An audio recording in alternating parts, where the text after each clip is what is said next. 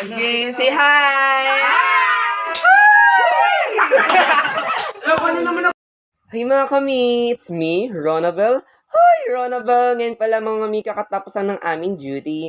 Hoy, kaya for the palit na kami at ayos para lumabas na ng store. Papunta na nga pala kami kay Chip para magpa-check ng bag. Nagset pala muna kami na ng name sa receipt dahil yan na daw ang aming door pass.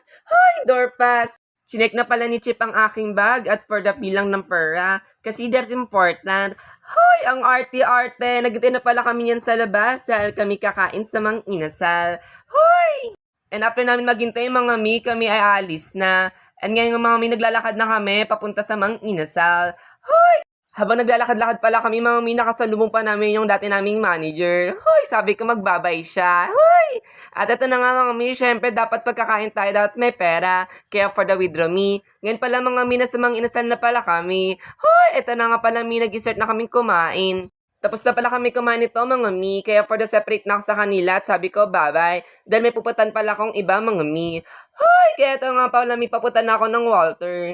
Ngayon pala mga mi, nandito na ako sa Walter. Pupunta pala ako sa Watson mga mi dahil may bibilin ako. Ang bibilin ko pala dyan mga mi is per skincare. Hoy! Skincare!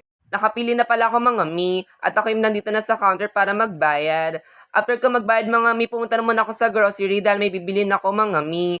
Bumili pala ako mga mi ng toothbrush at mouthwash. Hoy, mouthwash! So ngayon pala mi, tapos na ako mag-grocery at palabas na ako nito mga mi. Ngayon pala mga mi, pasakay na ako ng jeep nito. At ito na nga mi, nakasakay na pala ako.